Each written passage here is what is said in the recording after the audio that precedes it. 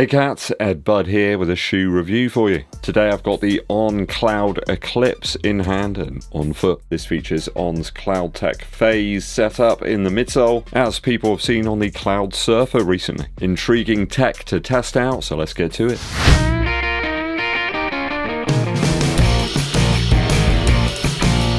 Thanks for tuning in, people, or if you're a returning viewer, welcome back. Hit that subscribe button if you haven't done so already, and also give this video a thumbs up like, it really does help out. Dankeschön.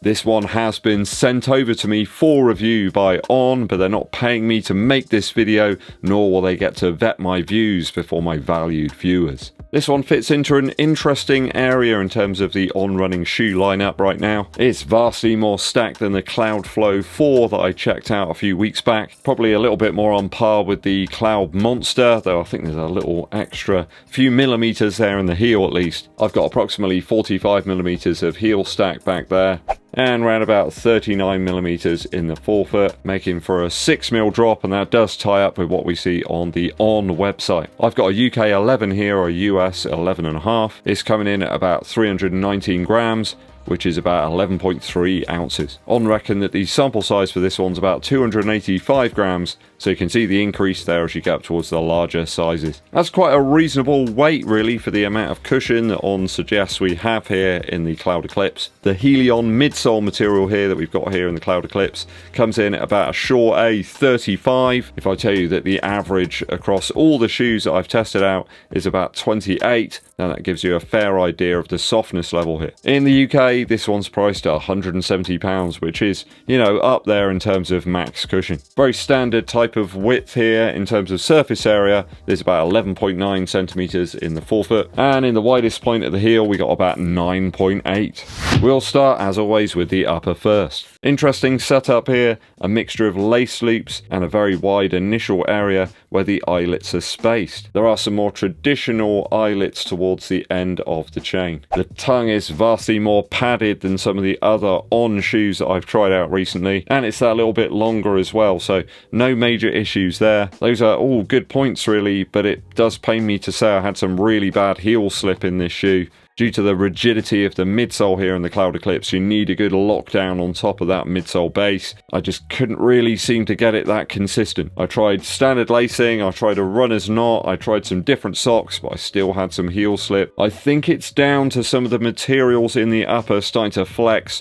as you start to run in the shoe. Maybe it will settle down over time, but it's not got there yet for me. I just have a feeling a simpler upper like we had in the Cloudflow 4 would have probably done the trick, but On do like these lace loops and things, I'm not totally convinced about them myself. I also worry when they break, what happens to the shoe then? You can kind of get around it, I suppose, with some sort of standard upper type shoes, but with this one you've probably not really got many other options. So whether it's this odd sort of lacing design or something that's causing the problem, I don't know. Did find the shoe very breathable, though sadly due to the fact it has a booty construction, once you get any sort of dirt or anything on the toe box there, it does start to stain underneath and it's just really hard to clean. I really like the upper in terms of the actual profile, it looks the part, but doesn't quite do it for me. I think it's only a handful of shoes where I've had that sort of level of heel slip at all, so it's going to have to be 2.3 for the upper after my initial runs.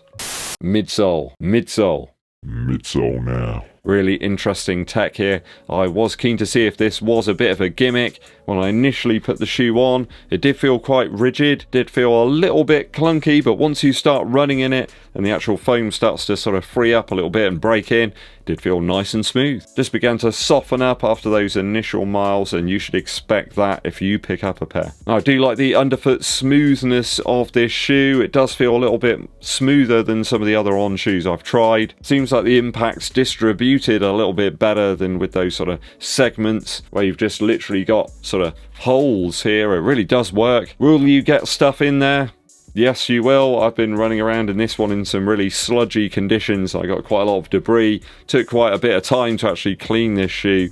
to actually get it ready for review. Does make me wonder though if the intention here of the shoe is very much a heel strike first. Does feel like the pods here, or these sort of cutout sections, are wasted really if you're going to predominantly land on your mid to forefoot. It doesn't feel the most nimble for me, certainly okay at steady pace there. Did 8 miles, roughly 8 miles a minute, a little bit under that actually, and it was very comfortable for that. Though I think with the above 300 gram weight and the slightly bottom heavy design there, it's going to make it a more of a niche shoe, less of a versatile nippy number with one owner who was a vicar and left his Bible in the glove compartment. Now, the oddity here for me is the inclusion of this speedboard here, which is now underneath the shoe in that sort of exposed area here on the outsole. It does make the shoe exceptionally rigid, probably more in line with something like the Asics Glide Ride, for example. The exposed torsion plate here is very similar to the one that you find in the Adios 7 and 8 from Adidas. I heard a few crunches and cracks as I hit some acorn shells and some conker remnants. Does it provide any real pop there in the midsole? I don't think so actually. I feel it's almost there to protect the midsole foam in some way. I'm not entirely sure that it really benefits the shoe. With the Adios you've got a much lower stack, haven't you, and the midsole flexes a little bit more, but there's just so much of it here and it's quite firm anyway that I just don't feel it's needed. If you like those rocker type shoes, then this one will work a treat. I guess the midsole itself has the lack of midsole as the selling point. Does that CLOUDPHASE technology work? Well, I did feel it propelling me forward a little bit, but it's more an impact protector than anything else. It is surprisingly cushioned. I didn't think it was going to be that much when I initially put the shoes on. When you get moving in them, it really does create quite a quiet running environment. One of the quieter shoes I've tested out, that's for sure. It's certainly no Primex strung. I saw a few people suggesting that it was similar to that shoe. I really don't feel the similarities there. I don't think the actual CLOUDPHASE setup here is a gimmick. It does actually provide some different feelings, I suppose, underfoot than you get with the other CloudTec. I certainly prefer this one to the standard CloudTec pods, that's for sure. It's not one that I'm going to be grabbing for anything remotely fast. It's just a nice sort of steady to easy pace shoe. Probably ideal in the shoe rotation for those longer, slower runs. I'll give it a 2.6 out of 3 for the midsole so far. Now the outsole, it's nice and rugged, it's nice and thick. On, I've put quite a generous spreading of rubber here in the forefoot and the heel. Got one major section in the forefoot and then it's split with 2 sections in the heel. Just seems to give a more consistent surface for you to grip on. I found cornering and bends were really assured, even in wet or sort of dry conditions. I did run through some really sludgy leaves and I had no problem there with slipping or anything. Assured grip, and it's quite difficult to find anything wrong with it really. I think you're going to get some decent durability due to the thickness. It's intended as a trainer and not a racer, so that's what you're getting here. That plate is going to get gnarled up over time. There's no getting away from that. There's already a texture to it where it's been hitting the floor, or at least some of the debris has been hitting it. That's just going to happen. There's no way out of that one. For the outsole, there's not a huge amount to dislike here aside from that wear on the plate. I'm going to give it a 2.6 out of 3 so far.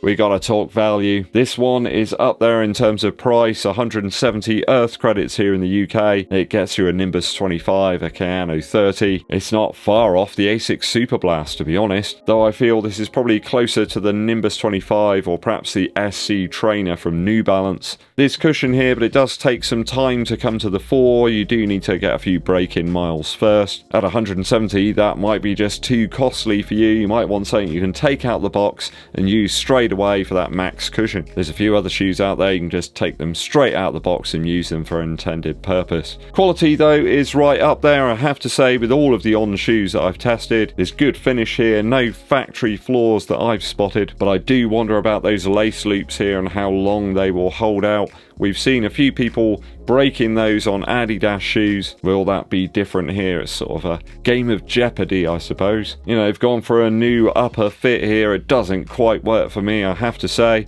I will be persisting with some other laces that don't have the same flexibility, see if that improves things. Could I have gone down a half size and improved the fit? No, lengthwise is spot on, so I would suggest going true to size. There are though other max cushion shoes out there for less earth credits right now. This one's quite a niche offering, and I would suggest that not everybody really needs a maximally cushioned shoe like this unless you're sort of training for a marathon or something in the near future. I'll give it a 2.3 out of 3 for value so far. It's a quality shoe, but it's a bit of a niche option, it has to be said. So if I've totaled the scores up correctly, that gives us 9.8 out of 12 after my initial runs for the On Cloud Eclipse.